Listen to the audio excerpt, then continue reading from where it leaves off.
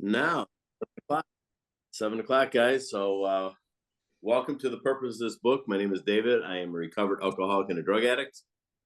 Let's begin this meeting with a moment of silence, followed by the set aside prayer, please.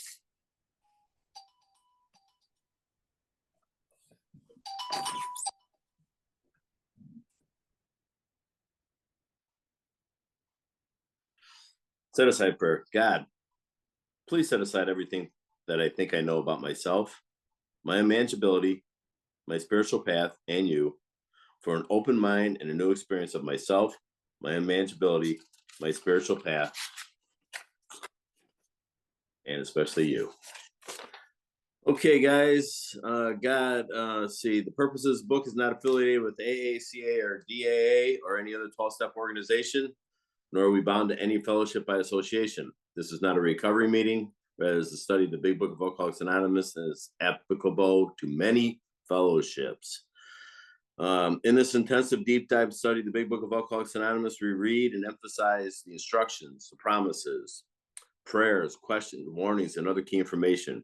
We believe we cannot get well unless A, we know what is wrong with us, B, what is the solution to the problem, and C, what the action is to get to the solution. Fortunately, the answers are in the book. There is no attendee comment portion in the study, but we will take questions after the meeting. And of course, you can chat Rob, and he will help us out behind the scenes and in the front of the scenes too, and help us out in the chat.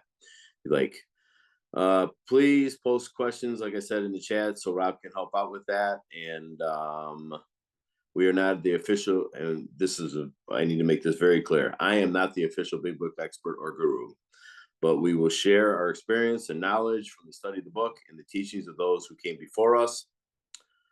And to help us with key definitions along the way, our dictionary person tonight is Abby. Abby, wave for everybody.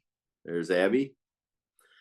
And we have a WhatsApp group, a website, and we record our studies as a podcast that we put on all major platforms. We will post the links of all this in the chat. Rob will do that for us too. So, as you can tell, again, I am somewhat of a lone ranger tonight. My good buddy David, the other David G, Jedi David, is taking a well-deserved vacation with his beautiful bride, Becky. Or as we were saying before the meeting, she's getting a well-deserved vacation with David because she needs it as much. If you live with Captain AA, you probably deserve a vacation. So, and I say that with love and affection. So they're taking a little vacation here. So I'm here with my good friend Ashton. Ashton, wave. Ashton's going to do the reading and participate in the study tonight. Rob is, of course, in the chat, as I mentioned earlier, and Abby. So we will do this, the foursome here, shoulder to shoulder through this process in the Big Book of Alcoholics Anonymous. So we're in the chapter Working with Others. So working with others is a covering of the directions. And yes, there's directions in the Big Book of Alcoholics Anonymous. There's precise, specific, and clear-cut directions in the Big Book of Alcoholics Anonymous. It's stated in our writing. So in this chapter here that we're studying tonight, Working with Others, chapter 7. And I haven't been pointing out all the directions Bill gives us here and how to work with another, but that's what he's talking about here. This chapter is covering exactly how to work one-on-one with an alcoholic, a drug addict, an overeater, a gambler, whatever your drug of no choice is. Just substitute it in your mind and allow you to have the first meeting, the second meeting, and how to direct the conversation and how to introduce the steps to them and when to introduce the steps to them. We will get in the real specifics of that tonight, especially. Where we are at tonight is on page 94 in the second full paragraph, which will start with, your candidate may give reasons. But before that, let me set up kind of what we talked about last week, the prior paragraph on page 94 in the first full paragraph. And the reason why I say that is because the first full paragraph on this page is a very lengthy. Bill likes to have a lot of run-on paragraphs, a lot of run-on sentences and all, and I'm not correcting Bill because, man, if you asked me to write this book, we would still be waiting for page 1 to get developed. But this is so divinely inspired and through his experience, and that's what I think we need to incorporate here for me, is to understand that the more I do this, the more experience I get with working with others, the better hope that I can give to the hopeless alcoholic or drug addict or overeater or gambler or whatever your drug of no choice is. So first full paragraph, we're talking about outlining the program of action. So in plain language is what I'm doing there. I'm outlining in plain language the program of action. And yes, this is a program of action. It's not about resting on my laurels. It's not about, I can't survive off the food I ate 2 weeks ago. This is continual action, progress through the steps, one step linked to the next one. And then finally living in the disciplines of step 10, 11, and 12. And then it talks about there that we're going to explain to them in that first full paragraph, explaining how you made a self-appraisal. So the self-appraisal that we're talking about here is an inventory. Yes, we're going to do inventory. There's 3 inventories in the steps. There's 4, there's 5, and there's 10. So, and 11, I'm sorry. So 4, 10, and 11, those are the inventories that I'm going to take every day. This one, talking about the self-appraisal here, is the mother of all inventories. Steps 4, and then 5 we share with another, 6 and 7 we take these things to God. And then how we straighten out our past, so how we straighten out our past is going to fold right into the sentence here, and why we are now endeavoring to be helpful to him. So how we straighten out our past is steps 8 and 9. Pray for the willingness to go out to make the amends of the people that I've harmed, and then to actually go out and make the amends. So as soon as I'm making amends means to change. It does not mean to apologize to. If I'm going to amend the Constitution, I'm making a change to the Constitution. I'm not apologizing to the Constitution. So I'm making amends. I'm making a change. And and how we straighten out our past and why we're endeavoring to be helpful to others. The endeavoring to be helpful to others is step 12. So if we looked at what step 12 looks like on page 59 of our book, or page 60, I'm sorry, top of the page, it says, having had a spiritual awakening as a result of these steps. So having had a spiritual awakening as a result of these steps, that is the promise that we get by working these steps. We will have a spiritual awakening. And then we try to carry this message to alcoholics. So that's the charge that I get. So I get the promise, and then I'm being charged with something, meaning that I get to carry this message, not my message, this message to the alcoholic who still suffers. And then it says, and to practice these principles in all our affairs. That's the challenge. That is always my challenge here. So the challenge is to live in the disciplines of 10, 11, and 12. And there's also going to be some directions after after chapter 7 and chapters 8, 9, and 10 that we can find, and we will pick out when we get that far into the process of how we work these spiritual principles in our lives. And Two Wives and Employers and the Family Afterwards have great directions and great ways to look at the disciplines. I used to frown and go, oh my God, we're going to read Two Wives. Are you kidding me? Not again. It's like, no, I read it a totally different way. Matter of fact, let me change the vocabulary there. I studied a different way today. And that's what we're doing here today.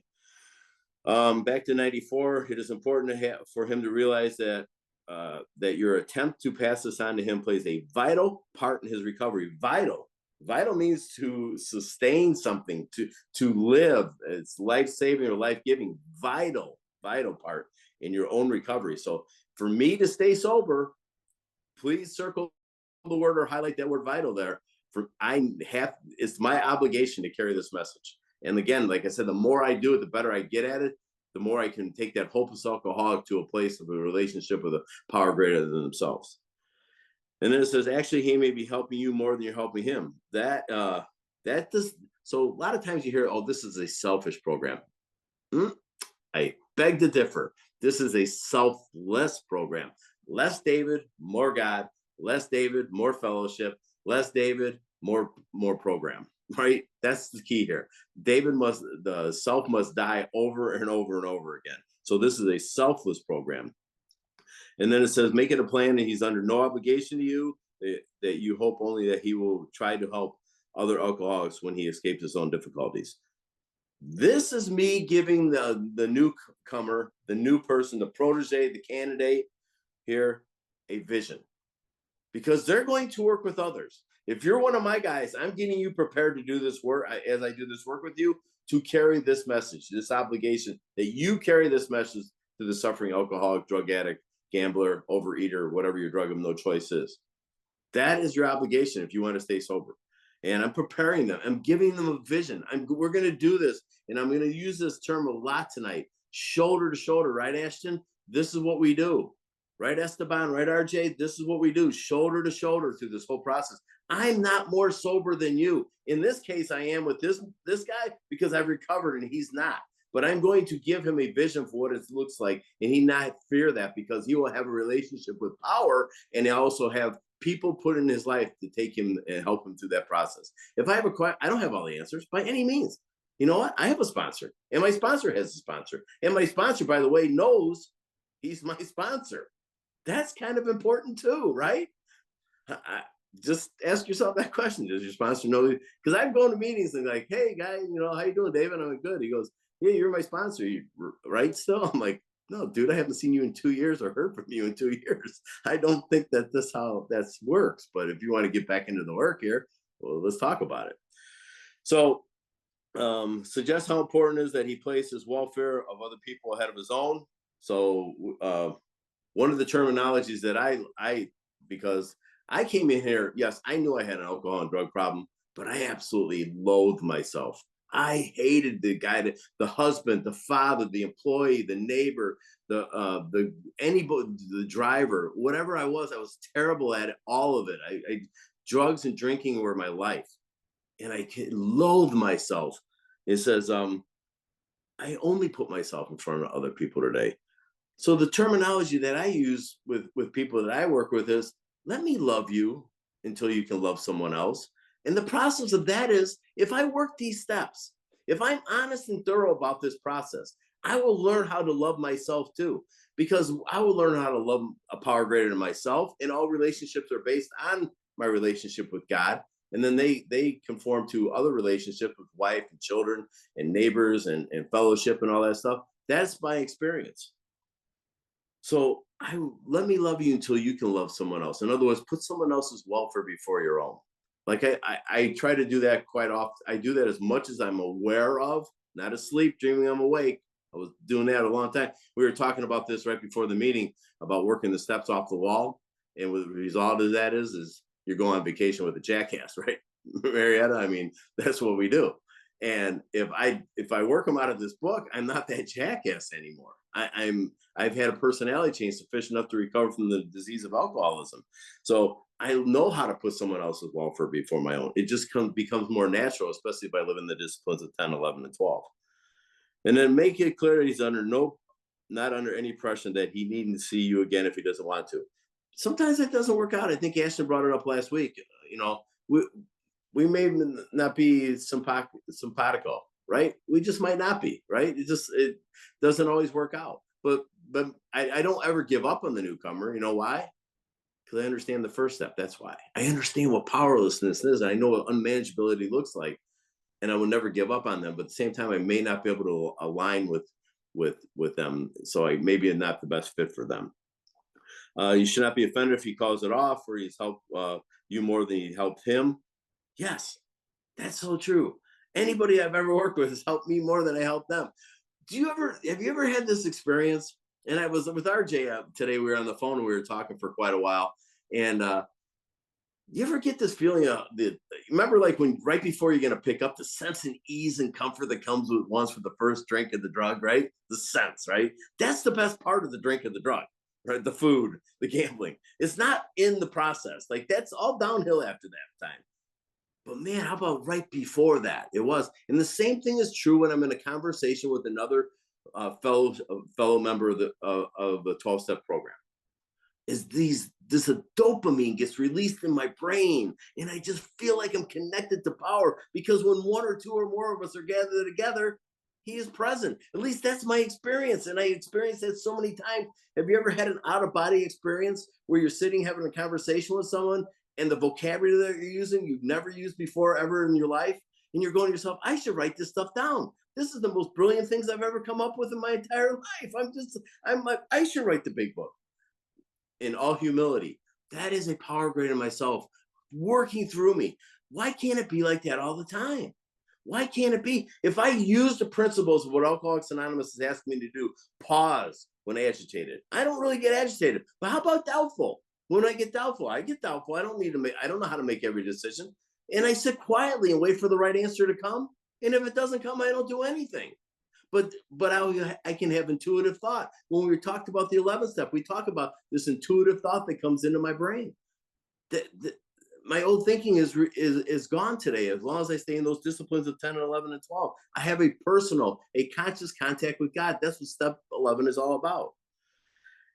Back to 94, and I'm gonna wrap up here real quick. If your talk has been sane, so these are the directions for what kind of a talk I should have. If your talk is sane, quiet, and full of human understanding, no ego involved. Again, I'm not better than that guy. So I've been sober for a few 24 hours. But did I deserve this any more than the guy taking a pull off that bottle underneath the bridge tonight that's going to sleep outdoors? No, not by any means. By the grace of God, that's not me. And I don't affect my family in a negative way any longer. That is the grace of God. And I can't forget grace. Maybe you've disturbed him about the question of alcoholism. I sure hope so. I surely hope so. That was kind of the plan all along. Uh, um, so, anyways, this is all to the good. The more hopeless he feels, the better. That's kind of a paradox, right? Think about it. I want you to feel hopeless, bro. Because if I have some sort of, I had no hope. I was hope, hope is a vision beyond my present circumstances. My present circumstances was I'm going to prison, I'm losing my marriage, I don't have a job, I'm in a psych ward, I can't stop drinking and drugging. There's no hope behind any of that stuff for me. I lost hope. But that was because of the moment of clarity that God gave me, where he froze the liar in me long enough to see the truth. And that's when I stopped and I paused and I reached out to you, and you showed up and you reached out your hand. And from that point on, I haven't had to take a drink or drug again, because I've done this action that we talked about here.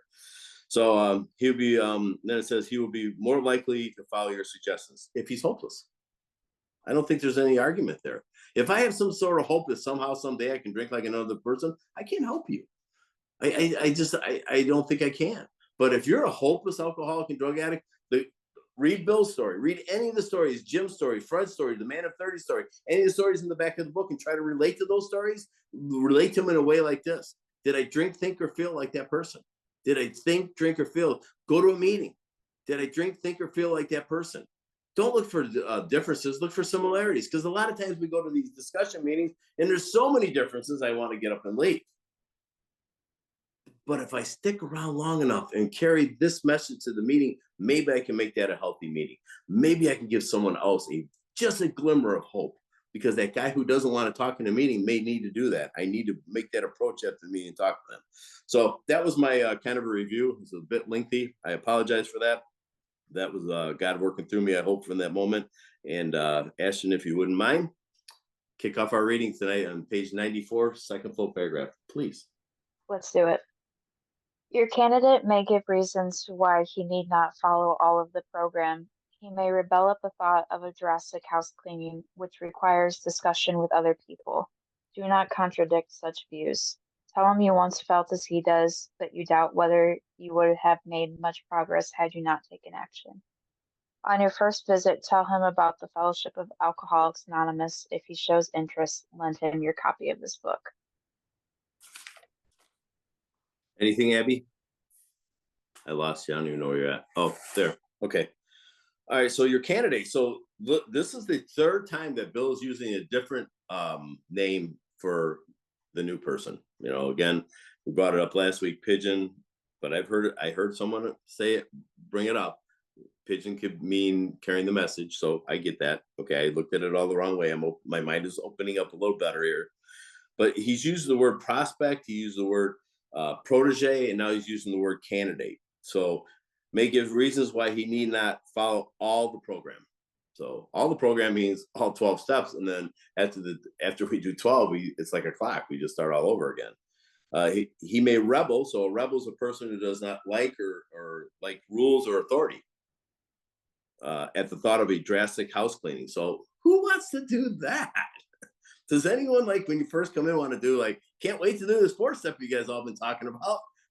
That'll be fun. Then I get to sit down with a complete stranger I just met yesterday, and I'm going to share my life story with this guy. And he's going to tell me that everything in the fourth count is my wrong or my fault. No, that's not what happens here. But what happens here is a manner of willingness opens that door for me, and it says it requires discussion. Do not contradict such views. So share my experience.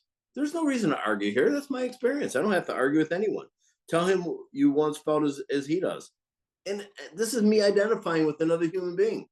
Again, I came in a beaten down alcoholic drug addict. I'm looking for similarities, not differences. I'm listening really close. I'm giving him my time. Page 97 talks about the 12 inconveniences. Yeah, I'm going to be inconvenienced a lot of times, but I promise you this, he's helping me more than I'm helping him, because I walk out of there on a cloud. This is my experience hundreds of times that I've worked with people today. It says, but you doubt whether you should have made much progress had he not taken action. So this is action. This is the action that we have to take here on our first visit. So this is our first visit. Tell him about the Fellowship of Alcoholics Anonymous, or take him to the Fellowship of Alcoholics Anonymous. How about that? How about if you take him to a meeting? Most likely you met him at a meeting, right? Most likely that's where we met him at, because that's where we go today to meet people. Or we can go to jails or prisons and treatment centers and stuff like that too. But a lot of times the easiest place to find a protege, a candidate, or a prospect is at a meeting, right? Because we make the approach. We don't wait for them to make the approach. I make the approach. And then if he shows interest, lend him a copy of this book. I'm not lending a copy of my book to anybody. I'm sorry. I'm just not doing that. So this is one of my many books that I put my studies into. Not getting this. He will get a blank one out of my truck that I carry, and he can have it. But he's not getting this one. Because think about what this book has done. And this may be just my experience, but if we read this book, and I read this book when I first got sober, I got absolutely nothing out of it. Cold small beer, a guy who was in the World War, a second lieutenant. I just didn't identify with any of the things he was talking about there. But when I studied this book, as a textbook is supposed to be, with someone with some experience, then I started getting some information, and I started building some experience, and I started getting involved with the steps and having a relationship with power and the fellowship. And then I was starting to do service, and my triangle was starting to get filled in, and I started to feel wholeness. That is my result. What happens when I go to meetings. And we also talk about on bottom page 17, and there's a solution, camaraderie. That's what we get at the fellowship, right, guys? I mean, think about that. Don't you love going to meetings? I mean, just sitting. This is fun, Zoom. I love this. I love all you guys. I know most of you guys here today. But going to person meeting to see your brothers and your sisters, that's a wonderful experience. That's camaraderie. I mean, you guys know more about me than my blood does. Like I don't. My sisters are, one of them is an alcoholic, one of them is not. But I don't share. I can share anything with you guys. You know what I don't mean is I'm not causing a lot of damage today, but I have experience. I share freely of what my life looks like today with everybody. But I share with you guys openly because I'm always trying to be positive and full of hope because I have a God in my life today. So camaraderie is a big thing that we talk about, but that's just not enough, right? It's got to be more than just fellowship here. So that's all I got on the page. You got anything there, Ashton, you want to add to that? No, I mean, you covered the biggest thing. What I've highlighted in the book is the sentence of tell him you once felt as he does, but you doubt whether you would have made much progress had you not taken the step. I mean, all of this is, we do the work and we have the fellowship. The biggest thing is like we can talk and talk and talk, but we have to be a demonstration with all of, the action that we take. And that's what's going to get people to actually do the steps, not just being told like, hey, you have to do this. It's just seeing, how life can be. Yes. So top of 95. Unless your friend wants to talk further about himself, do not wear out your welcome. Give him a chance to think it over. If you do stay, let him steer the conversation in any direction he likes. Sometimes the new man is anxious to proceed at once, and you may be tempted to let him do so. This is a this is sometimes a mistake. If he has trouble later, he is likely to say you rushed him. You will be most successful with alcoholics if you do not exhibit any passion for crusade or reform. Never talk down to an alcoholic from any moral or spiritual hilltop. Simply lay out the kit of spiritual tools for his inspection. Show him how they worked with you. Offer him friendship and fellowship. Tell him that if he wants to get well, you will do anything to help. So I have crusade and reform. Crusade is any enterprise with a noble purpose undertaken with zeal and enthusiasm, and reform is to form again or anew. Thank you, Abby. Okay, so Bill's using another term here, friend, right? We made a friend now. So unless your friend wants to talk further about himself, now my experience with an alcoholic or a drug addict that I'm working with, they have no problem talking about themselves whatsoever. I'm an example of that. You let me go, and I'll talk about myself all day long. I'm trying to avoid doing that.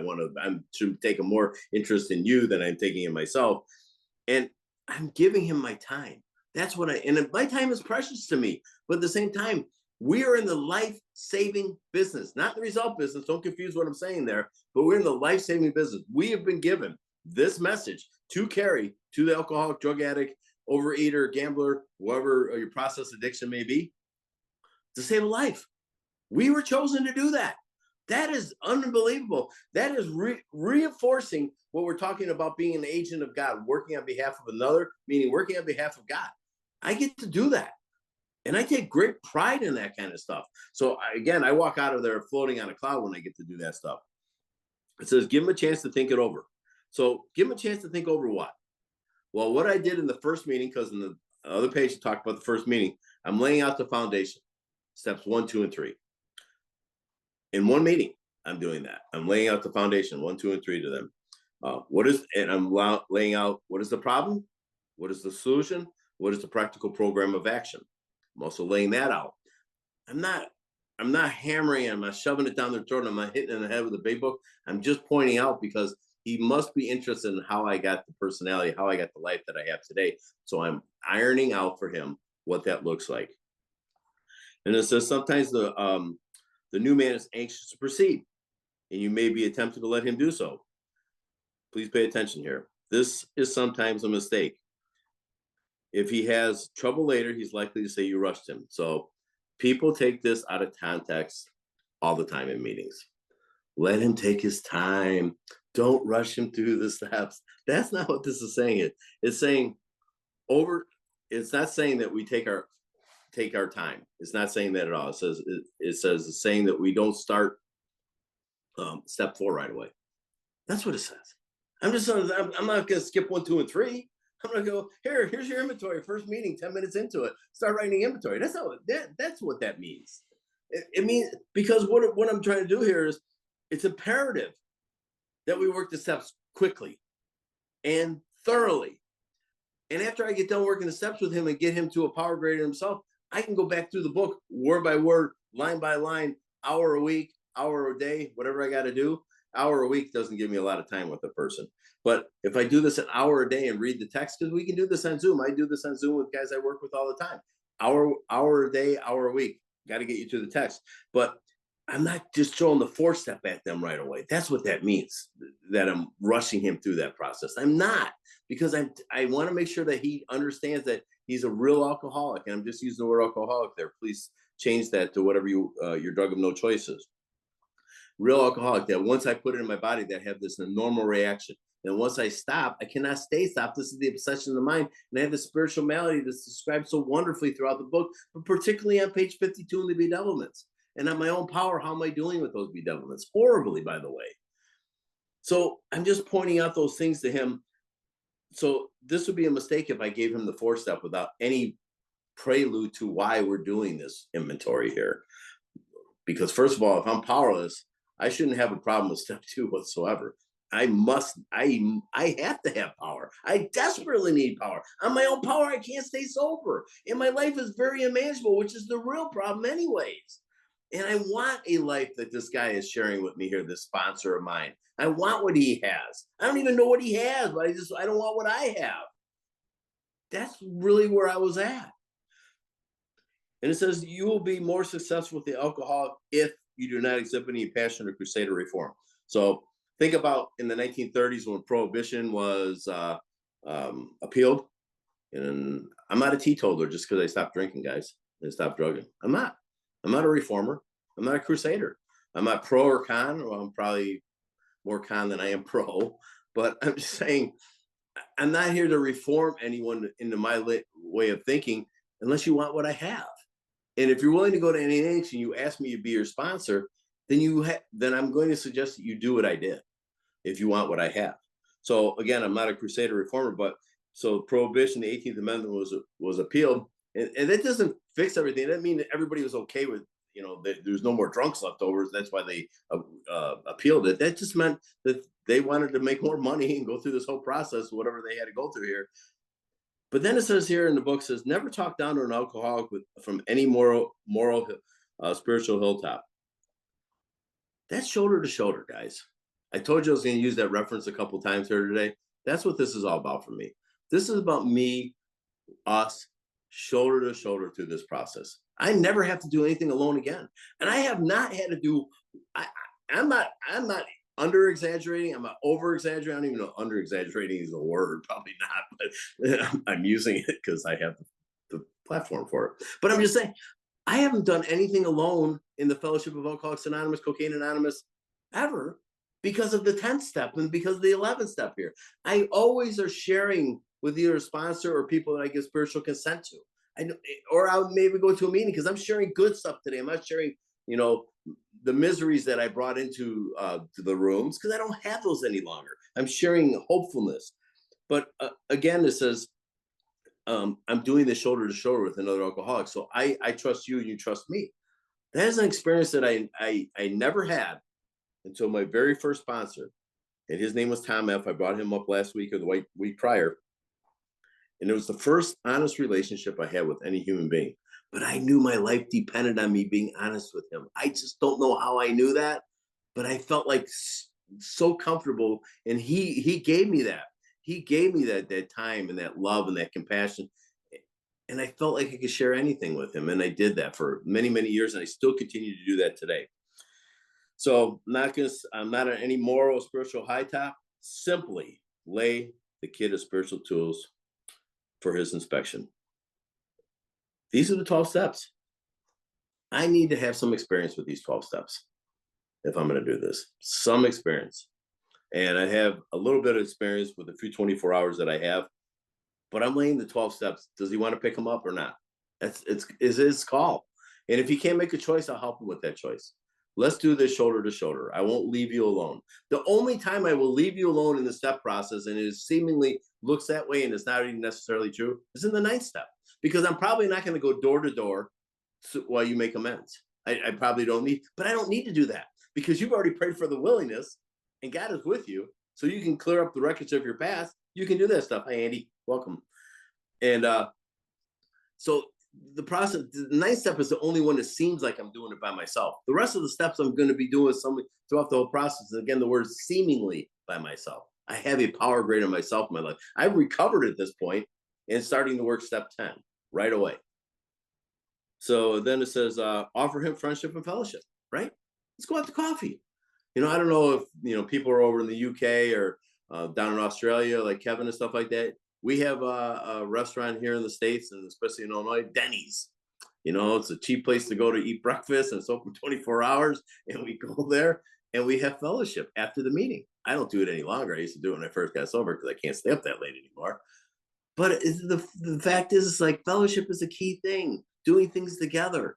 We have events. Get involved with stuff. Bring your families. Let them have some fun too. Like when I first got sober, we didn't have any money. Go figure. I blew it all. Didn't have anything. But we were able to save up enough money for my first year sobriety to go to a convention of Cocaine Anonymous, which was in another state, because they get you good room rates. And you get to do fun stuff. Events that they put on, and my wife and I went, and that was our vacation every year. Just to think, my wife's not an alcoholic or cocaine addict, but she participated in that, and we had a lot of fun time, and we had fellowship, and we built friends. I got to invite my family into this thing. This is not selfish in any means at all, because I have a relationship with God. I want to share this with everybody, and especially the people that I love the most, my family. So we did that for 10 years probably, because we didn't have any money for 10 years. I promise you that. And it says, tell him that if he wants to get well, you will do anything to help. I will do anything to help. I will go to any lengths for you, but I will only match your willingness. That's all I can do here. I can only match your willingness here. Again, I'm using the term shoulder to shoulder. You know, I mean, if you got to call me 10 times today, call me 10 times a day. I prefer that what I'm trying to do is not get you so dependent upon me. I'm trying to get you dependent upon a relationship with the power greater than yourself. But that's the process of working through the steps when you go through prayer and meditation. But tell him that if he wants to get well, you will do anything to help. One thing that I failed to mention is if you want to do it, and I don't really have a reason why, but Bill has a lot of ifs on this page. So if you want to circle the ifs and figure out why he does, you can do that. It's a little riddle puzzle, but he has a lot of ifs on this page. It's just interesting to me. That's all. Anything there, Ashton? Okay. If he is not interested in your solution, if he expects you to act only as a banker for his financial difficulties or a nurse for his sprees, you may have to drop him until he changes his mind. This he may do after he gets hurt some more. I do apologize for starting to laugh as I read or a nurse for his spree, simply because I am a nurse, and please don't come to me after a spree No, for that. that was appropriate to go ahead and laugh at that. Yes, she's a ICU nurse, charge nurse, by the way, at a very large hospital here in Chicagoland. So very proud of her. If he's not interested in your solution, well, it's not really exactly my solution, but it's a solution that I found that works 100% of the time. If he expects you to act only as a banker, I'm not loaning money. If I loan money, you might as well just consider it a gift. You ain't getting it back. That's been my experience over and over and over again. You're just not getting it back. It's a gift. So write it off if you choose to do that. Yes, I put money in gas tanks. Yes, I bought a lot of dinners and lunches and breakfasts and stuff like that. And that's okay. That's my choice. I'm not his financial advisor. I will suggest to them once they get on their feet to start putting money away, start saving for the future, go to the dentist, go to the doctor, start balancing out your life. But that's a process that we go through. And then it talks about here a nurse for his sprees. So it is funny that you laughed at that, but also let's look at nurses in a different way too. How about emotional nurses? I kind of brought it up a little bit. Like, you're not going to call me 20 times a day and tell me about the same problem over and over and over again. Like, I get guys that I work with that are new, they ambush me after the meeting. Like, they don't set the appointment and they just wait for me to get done after the meeting. And they go, dude, I got to tell you about her again. You ain't going to believe what she did. I'm like, bro, you're wearing that shit out. Let's just knock it off. She doesn't need to change anything for you to be sober, and you're not sober. You are living in the problem and not the solution. You have no relationship with God. So, of course, you keep causing problems and wrongs and faults in your life. So if you're going to call me about the same thing over and over and over again, I'm going to point that out to you. And typically when you ambush me after a meeting and you're one of my sponsees, I'm going to say, I have 5 minutes, go. And you got 5 minutes, and I'm watching the clock, because then I'm taking your inventory, because as your sponsor, I have the right to take your inventory. At least that's the way I believe. And I will point out to you all the work that you're not doing. Are you doing a 10-step? Have you even started your 4-step as you promised me you're going to start it? And then call me when you're going to start it. So call me when you're going to start this 4-step. If it gets overwhelming, put it down. Hide it when you put it down, because it's your 4-step, no one else's business. And it's okay. And then make your appointment with me for your 5th step, and make it, because it's going to be a long meeting, and it's going to be hours and hours and hours probably, because we're having a long talk. If you're not doing that kind of stuff here, I'm going to point that out to you here, because you're not willing to go to any lengths if that's the case. And by the way, that's probably a reservation. It's probably a reservation you're going to pick up again if you're not doing this work. What happened to that hopeless feeling that you had when you got here? That desperation of a drowning man? Whatever happened to that? What about quicksand surrounding all around me? What happened to that? Well, the external world started getting a little bit better, and this is an internal illness with an internal solution. But now I don't need an internal solution because my outside world got a little bit better. That's delusional. The outside world is not going to fix me. My insides will start matching my outsides when my insides start changing. That's the process of these steps in me. Then it says, you may drop him until he changes his mind. I've never fired anyone. I've strongly suggested they get another sponsor because they're not doing any work with me. And please, if you're one of those guys that goes around and talks a bunch of crap, don't tell anybody I'm sponsoring you. I'm embarrassed by that. You know, if you're coming out of this book, that's one thing. But if you're talking about a bunch of emotional problems that you're having, that you're causing at meeting after meeting after meeting, I got to hear about them from other people. That's not sobriety for me. That's living in the problem, not the solution. And by the way, the book tells us on page 62, my troubles are my own making.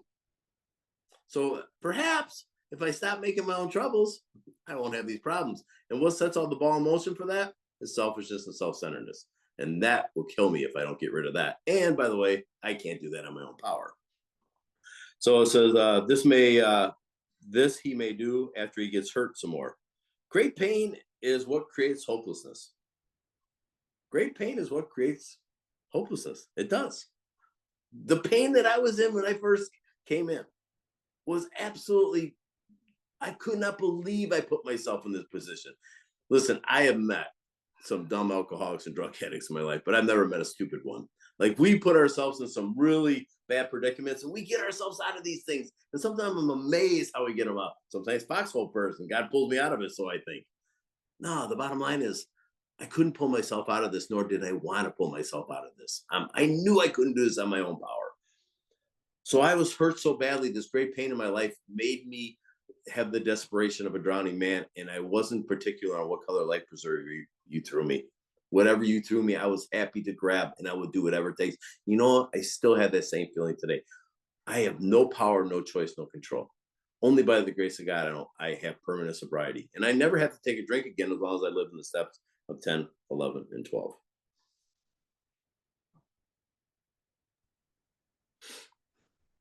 If he is sincerely interested and wants to see you again, ask him to read this book in the interval.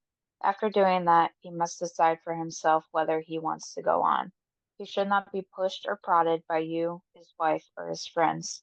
If he is to find God, the desire must come from within. Anything there, Abby? Okay.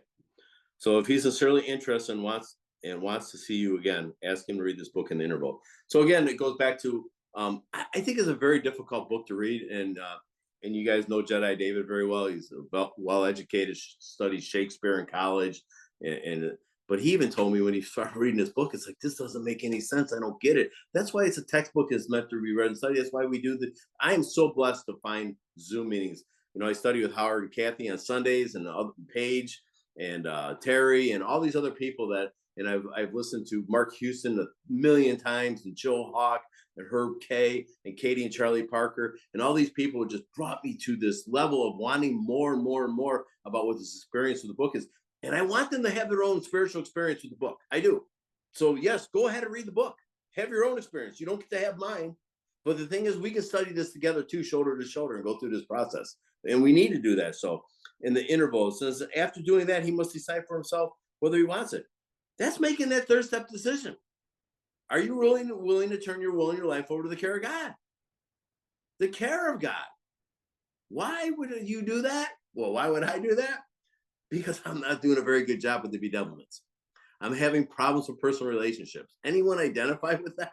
Prey to misery and depression, full of fear, always unhappy. This is my entire life was like that. Every bit of my life. That's why the sense of ease and comfort that comes at once with the drink was always my solution. Alcohol and cocaine were always my solution. Now I need to have a spiritual solution. And we have one. And it's designed out of the Big Book of Alcoholics Anonymous. Then it says, so after, if he's willing to make that third step decision, as we get on our knees and do that, he should not be pushed or prodded by you, his wife, or friends. Again, I'm not pushing him to do anything, but I do know there's a window of opportunity. And I know how fast it closes for a lot of people. It's not a game. This is life or death, guys. Life or death. And I've been to too many funerals in my time here in the 12 Steps Fellowship. I really have. Way too many people. You know, people that were sober killed themselves. That is devastating. Guys, I was just at a meeting with that day. I went to a meeting with a guy who when I came in, he already had like 5 years of sobriety. So he had like 30 years or 20 some years. Right after the meeting, he went to the woods and blew his brains out. And he was historically, he didn't need a book in front of him. He was brilliant and funny and just loving and caring. Like, I never had any inclination that there was any issue with him whatsoever. And I really am not judging him because I don't know what was going. Maybe he got Maybe he got told by the doctors he's got cancer and he's got a week to live. I don't know. You know, I'm not here to judge the guy. He was a loving guy. Matter of fact, he was such a loving guy because I came in 1999. That's my permanent sobriety date. But I first came into meetings in 1993, and then in 1994, and then again a little bit for 1995, and a little bit in 1996. And he got to know me, and he said this to me: David, are you trying to prove this program doesn't work? Because you don't do any of the work here at all. You don't have a sponsor. You've never opened the big book of Alcoholics Anonymous, as far as I can tell. You show up at meetings so sporadically. How could you ever build a fellowship about you? And you say you pray, but and God doesn't seem to care if I mean it or not. But prayer alone is not enough. Like, action is what this program is all about. So this is the kind of guy that he was. So again, I'm not judging him. I miss him very much. He was a great guy. But people do take their own lives. That the supreme sacrifice that the book talks about here. Then the last sentence on there says, if he is to find God, the desire must come from within. Again, I pointed it out just briefly before, or maybe it wasn't so briefly. And it's so important to know that this is an internal illness. It's nothing to do with the outside world. It has nothing to do with the color of my skin, my sexual orientation, the income that I had as a child, the way my parents treated me. That's not what makes me an alcoholic and drug addict. The book is clear what makes me an alcoholic and drug addict. That when I put alcohol or cocaine or food or gambling in front of me, that I have this abnormal reaction to it. I break out in craving once I have the first one, and I can't stop because I can't manage the amount I put in me. And once I stop this obsession, without my permission, without my consent, I pick up again and again and again. And that's a problem. But the problem is my life is unmanageable. And I got to stop managing my life. And I fired myself from David G. Inc. No longer sitting on the board, not present for that board meeting any longer. I'm not even invited to it anymore. God is I've turned my will and my life over to the care of God. He does a much better job with me.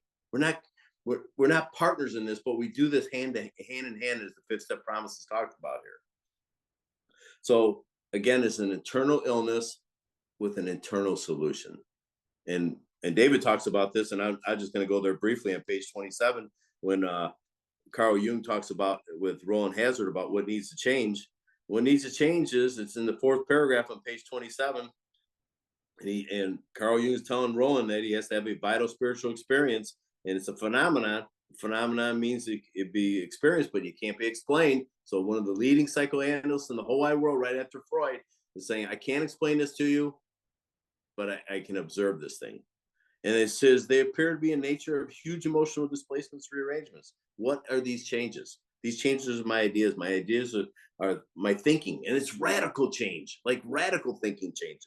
And emotions, which are my feelings, and my attitudes, which are my beliefs. No human power can produce that in me. This is what must happen for me, and this is the result of the steps. This is what a spiritual experience looks like. So without this work, I'm trapped in my emotional nature. And what is the 10th step about? The 10th step for me is about emotional sobriety, about living in those 4 problems that they talk about here on page 84. And let's flip over to 84. I know I'm going to bounce tonight a little bit. 84 in the second full paragraph. And these are the directions, the 10 step disciplines. Halfway through, it says, we've entered the world of spirit. Our next function. So a function is something they're expected to do. That's what a function is. And what am I expected to do? To grow an understanding and effectiveness of what? God's will for me. This is not overnight matter. Should continue for a lifetime. Permanent sobriety looks like that to me. Continue to watch for these 4 things: selfishness, dishonesty, resentment, and fear. I'm very aware of those things because of my 4th step. I've been through this process already. And when these crop up, not if, we ask God at once to remove them, just like I did in 6 and 7, my defects and shortcomings that I couldn't remove on my own power. That's the first spiritual discipline.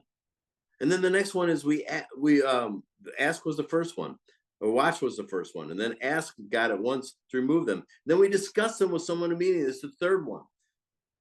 And we make amends quickly if we harmony. Then we turn our thoughts to someone we can help. Those are the spiritual disciplines that I need to live in today.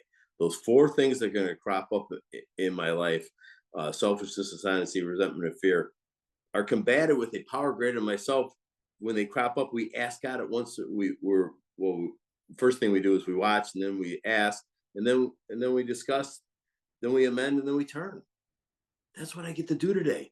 So I can have the emotional sobriety that Carl Jung is telling Rowan Hazard about. Because now when I'm sad, it's just a God-given emotion. It doesn't own me anymore. It doesn't run me around. So back to the text. Where we at? Page 95, right? Yeah. So again, that was the internal condition I talked about. And the internal solution is that, but I must be willing to open my mind to a power greater than myself. So go ahead, Ashton, please. If he thinks he can do the job in some other way or prefers some other spiritual approach, encourage him to follow his own conscience. We have no monopoly on God. We merely have an approach that worked with us. So point out that we alcoholics have much in common and that you would like, in any case, to be friendly. Let it go at that. I do have monopoly, which is ownership of the only way or method. Thank you, Abby. So again, the sentence starts out with if. If he thinks he can do the job in some other way or prefers some other spiritual approach, encourage him to follow his own conscience. We have no monopoly, like the book says, on how you get sober. If you can find a different way to do it, God bless. You know, I've sponsored a lot of people in my time, and some of them are still sober today, but they don't go to the fellowship any longer, and they don't get to carry this message, which is kind of a shame. I don't know. I really have lost touch with them, but I've run into them. And they seem to be fine and dandy. But if not for me, this is a lifelong process for me. This is a God-given, like when my wife and I were talking about when I retire, it's like, I'm always going to have the 12-step fellowship. You can't get rid of me, guys. I'm not going anywhere. I'm telling you right now, I can't get enough of this.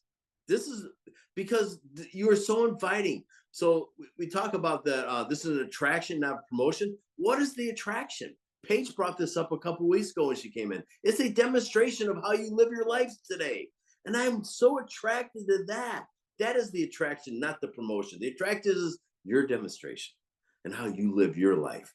And I want that so badly. I want to be this great husband. I want to be this great father and grandfather. And I can pull that off most of the time because I have a power greater than myself in my life today.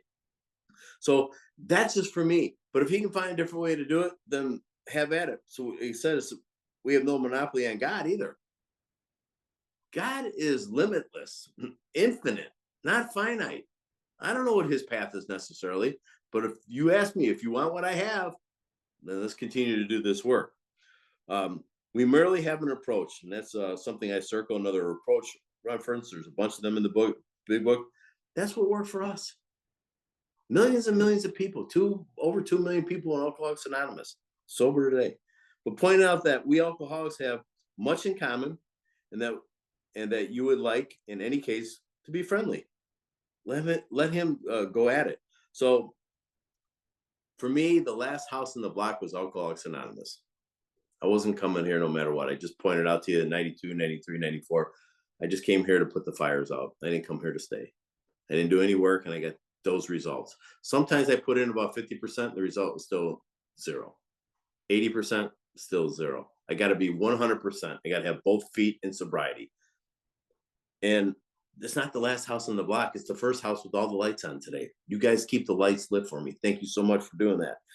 And the more I work this work, I have more to offer other people, right? Think about this. The more we do this work, the more I have to offer other people. And the closer I get to a power greater than myself in my life here. I'm always going to stay friendly with people. I'm not judging anyone. Let it go at that. Again, I can't force anyone to want to get sober.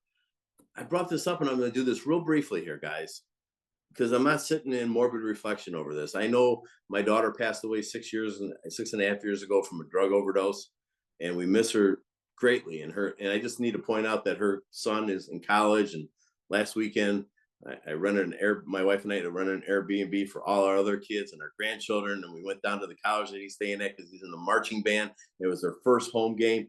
400 marching people on the field. It was 85 degrees, and it was the best hot day I've ever spent in my life, watching that kid who's 19 years old with his black uniform on an artificial turf, just cooking. And they stand the whole game and play, right? And they're on the field the whole game. His mom was looking down upon him and couldn't be more proud of him. Couldn't be more proud. And we got together with him and we had dinners and we made food and we got together with the grandbabies. We just had the best time of all. This is a blessing more than I ever could have ever come up with on my own power, right? Could have never happened on my own power. But again, I don't sit in morbid reflection of that because I can't do anything about what had happened. But I don't let it go necessarily when it comes to the new person. Why? I don't give up on them. If they come into my consciousness of my mind, I'm picking up the phone and calling them. I just am. I just don't let that go by because I never know. Again, we're in the life-saving business. But if they don't want what I have, then I can't give them something that they don't want.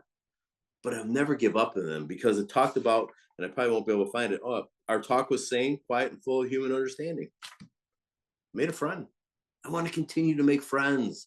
I have such a large bunch of people in my life today that actually care about me and I care about them so much. So that's all I got in that paragraph. I guess we could hit 96 real quick and maybe review it again next week if need be. Ashton? Sounds good. Do not be discouraged if your prospect does not respond at once. Search out another alcoholic and try again. You are sure to find someone desperate enough to accept with eagerness what you offer. We find it a waste of time to keep chasing a man who cannot or will not work with you. If you leave such a person alone, he may soon become convinced that he cannot recover by himself. To spend too much time on any one situation is to deny some other alcoholic an opportunity to live and be happy. One of our fellowship failed entirely with his first half dozen prospects. He often says that if he had continued to work on them, he might have depraved many others who have since recovered of their chance.